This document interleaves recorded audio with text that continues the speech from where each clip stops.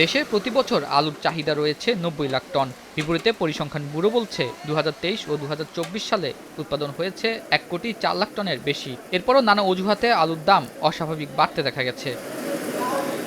আলু উৎপাদনে পরিসংখ্যান ব্যুরোর দেয়া তথ্যের উল্টো কথা বলছে কোল্ড স্টোরেজ মালিকরা। তারা বলছেন গেল ২ বছর আলু উৎপাদন হয়েছে ৭৫ থেকে ৮০ লাখ টন। তাই উৎপাদন থেকে ভোক্তা পর্যন্ত যাদের লোকসান বা ক্ষতি হচ্ছে এর দায় সরকারি সংস্থাকে দিচ্ছে বাংলাদেশ কোল্ড স্টোরেজ অ্যাসোসিয়েশন। ১৮ সাল থেকে আলুর দাম বাড়তেছে কেন?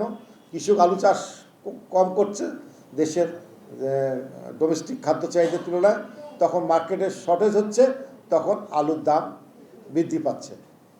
কিন্তু এর মূল কারণটা কেউ খুঁজতে চায়নি, শুধু সিন্ডিকেটকে খুঁজতে চেয়েছে।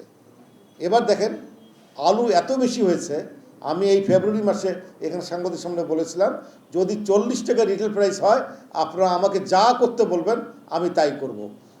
৩০ টাকার উপরে বাংলাদেশে কোথাও রিটেল প্রাইস হয়নি। তার মানে কি? Demand and supply. এই দায়টা আমি দিব কৃষি সম্প্রসারণ অধিদপ্তরকে। খাদ্য হিসেবে নানামুখী ব্যবহার হয়ে থাকে আলুর, তাই চাহিদা পূরণে, উৎপাদন বাড়ানো ও আলু শিল্পের সম্প্রসারণে উৎসবের আয়োজন করতে যাচ্ছে কোল্ড স্টোরেজ অ্যাসোসিয়েশন।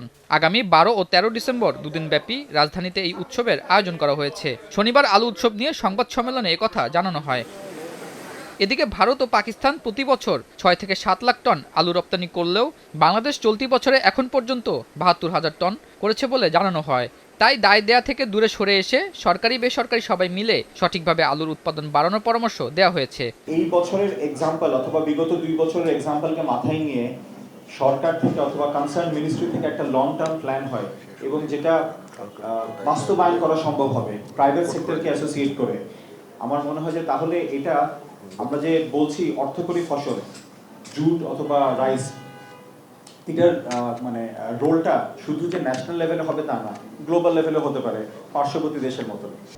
প্রথমবারের মতো আয়োজিত এই উৎসবে সারা দেশ থেকে ৫০০-এর অধিক কৃষক ও আলু ব্যবসার সাথে সম্পৃক্ত বিভিন্ন খাতের ব্যবসায়ীরা অংশগ্রহণ করবে। এ সময় ১০ জন আলু কৃষককে সম্মাননা দেওয়া হবে বলে সংবাদ সম্মেলনে জানানো হয়। আতাউর নিয়ন, স্টার নিউজ, ঢাকা।